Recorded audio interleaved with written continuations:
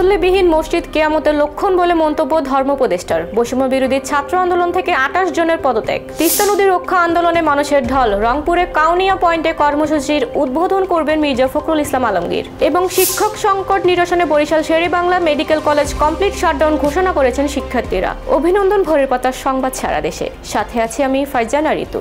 শুনছিলেন সংবাদ শিরোনাম, এবার বিস্তারিত। মুসল্লিবিহীন মসজিদ কিয়ামতের লক্ষণ উল্লেখ করে মসজিদকে আবাদ রাখতে সকলের প্রতি অনুরোধ জানিয়েছেন ধর্মোপদেষ্টা ডক্টর আ.ফ.ম. খালিদ হোসেন। তিনি বলেন, মসজিদ পবিত্র ও উত্তম স্থান।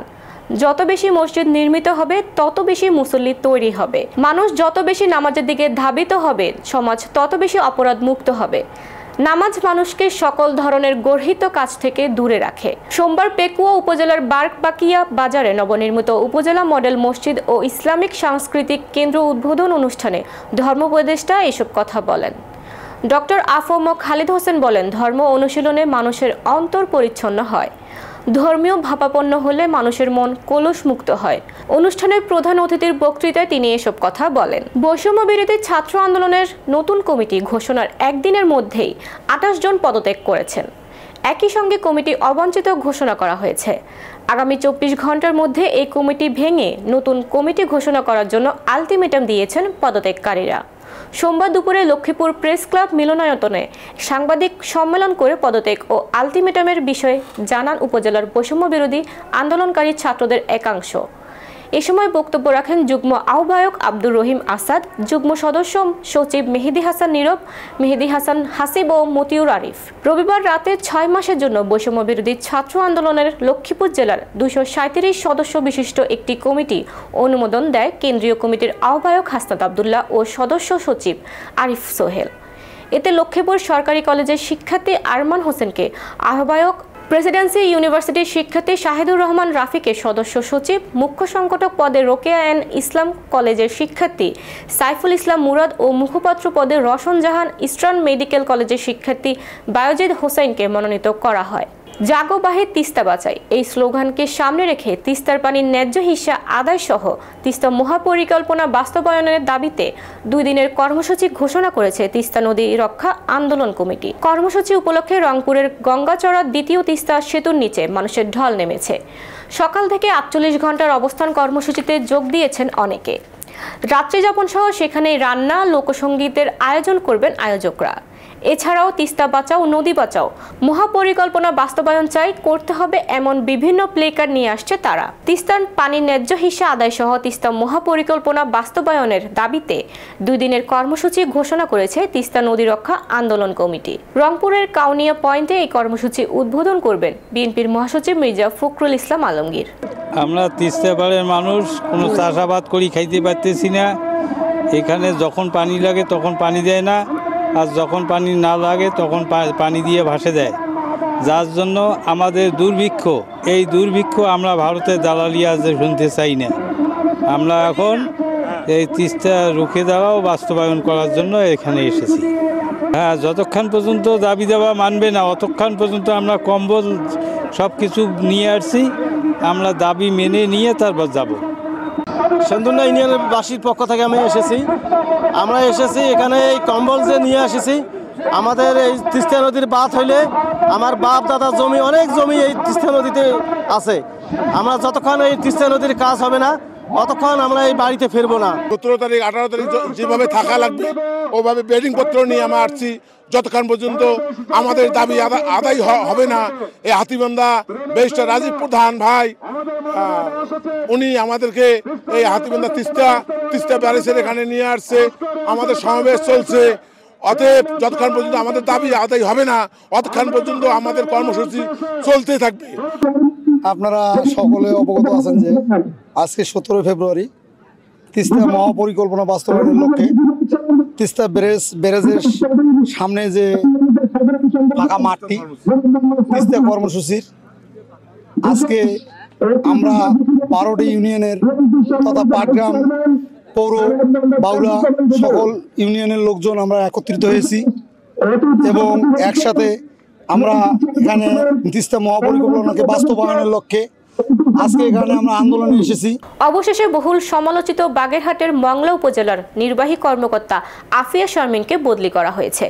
নানাবিধ অভিযোগ উত্থাপন করে গত কয়েকদিন ধরে স্থানীয় বৈষম্য বিরোধী ছাত্র আন্দোলন ও নাগরিক কমিটি সহ বিভিন্ন মহলের দাবি ও বিক্ষোভের মুখে তাকে বদলি করা হয়। রবিবার এক দাপ্তরিক আদেশে তাকে মংলা থেকে প্রত্যাহার করে খুলনা বিভাগীয় কমিশনার কার্যালয়ে সংযুক্ত করা হয়েছে। বাগেরহাট জেলার অতিরিক্ত জেলা প্রশাসক আরিফুল ইসলাম সোমবার দুপুরে এই তথ্য নিশ্চিত করেন। এছাড়া ঝিনাইদহ সদর উপজেলার সহকারী কমিশনার শারমিন আক্তার সুমিকে মংলা উপজেলায় নতুন নির্বাহী কর্মকর্তা পদায়ন করা হয়েছে বলেও জানান তিনি। দলের সহকারী সেক্রেটারি জেনারেল এটিএম আজহারুল ইসলামের অবিলম্বে মুক্তির দাবিতে আগামীকাল মঙ্গলবার দেশব্যাপী বিক্ষোভ সমাবেশ করার ঘোষণা দিয়েছে বাংলাদেশ জামায়াতে ইসলামী। সোমবার জামায়াতের সেক্রেটারি জেনারেল অধ্যাপক মিয়া গোলাম পরোয়ার এক বিবৃতিতে এ তথ্য জানিয়েছেন।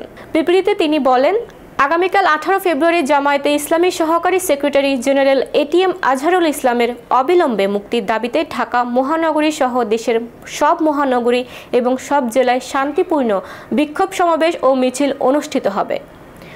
আগামীকাল বিকেল 4টায় পল্টন মোড়ে ঢাকা মহানগর উত্তর ও দক্ষিণের উদ্যোগে আয়োজিত বিক্ষোভ সমাবেশ ও মিছিলের নেতৃত্ব দেবেন জামায়াতের আমির ডাক্তার শফিকুর রহমান। নাফ নদে টানা জালের আটকা পড়া ভোল মাছটি অবশেষে কক্সবাজারের টেকনাফ পৌরসভার উপরের বাজারে বিক্রি করা হয়েছে। আজ সোমবার সকাল 9টার দিকে শুরু হয়ে বেলা 11টায় শেষ হয় মাছ বিক্রি। মাছটি দেখার জন্য এবং কেনার জন্য উৎসুক জনতার ভিড় লক্ষ্য করা গেছে। প্রতি কেজি মাছ বিক্রি করা হয়েছে 1700 টাকায়। তবে আগের দিন মাইকিং করে দাম হাঁকা হয়েছিল মাছের দাম 1600 টাকা কেজি।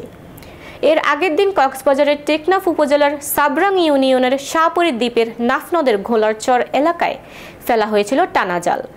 বেলা 11টার দিকে এই মাছ ধরা হয়। এ জালে ধরা পড়ে 200 কেজি ওজনের বিশাল একটি ভোল মাছ। প্রায় 4 ফুট আকারের মাছটিকে 6 জন মিলে তুলে আনেন মাছের পাইকারি আড়তে। সাবেক জনপ্রশাসন মন্ত্রী ফরহাদ হোসেনের স্ত্রী ও কেন্দ্রীয় যুব মহিলা লীগের সহসভাপতি সৈয়দা মোনালিসা ইসলামকে 2টি মামলায় গ্রেফতার দেখিয়ে মেহেরপুরের আদালতে হাজির করা হয়েছে। পুলিশের পক্ষ থেকে একটি মামলায় 7 দিনের রিমান্ড আবেদন করলে আদালত 3 দিনের রিমান্ড মঞ্জুর করেন।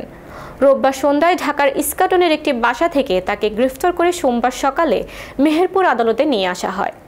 এদিন দুপুর 12:30টার দিকে মেহেরপুর সিনিয়র জুডিশিয়াল ম্যাজিস্ট্রেট এক আমলি আদালতে হাজির করা হয় সৈয়দা মোনালিসা ইসলামকে।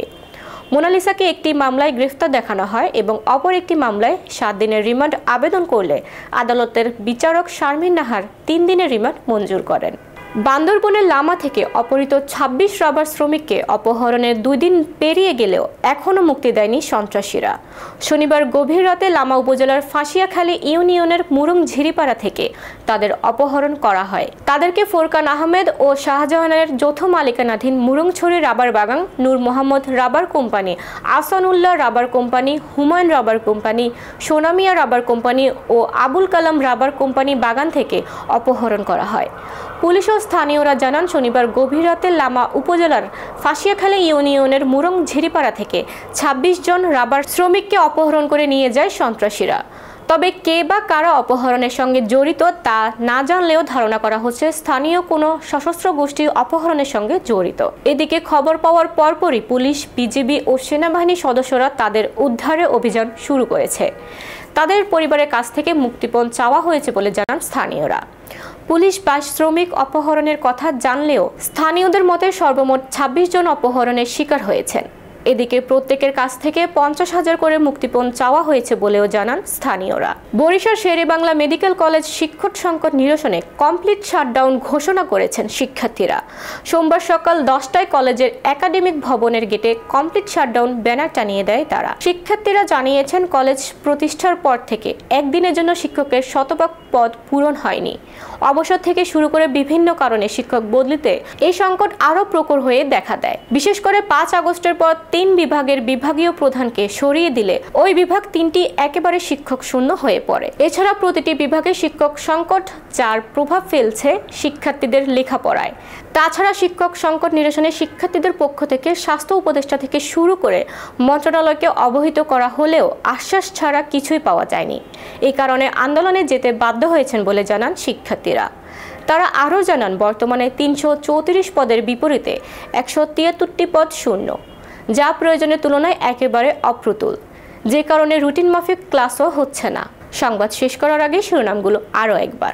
মুসল্লিবিহীন মসজিদ কিয়ামতের লক্ষণ বলে মন্তব্য ধর্মোপদেষ্টার। বৈষম্য বিরোধী ছাত্র আন্দোলন থেকে 28 জনের পদত্যাগ। তিস্তা নদী রক্ষা আন্দোলনে মানুষের ঢল। রংপুরে কাউনিয়া পয়েন্টে কর্মসূচির উদ্বোধন করবেন মির্জা ফখরুল ইসলাম আলমগীর। এবং শিক্ষক সংকট নিরসনে Barishal Sher-e-Bangla medical college complete shutdown ঘোষণা করেছেন শিক্ষার্থীরা। এই ছিল আজকের ভোরের পাতা সংবাদ সারা দেশ। সর্বশেষ আপডেট পেতে চোখ রাখুন ভোরের পাতায়। ধন্যবাদ।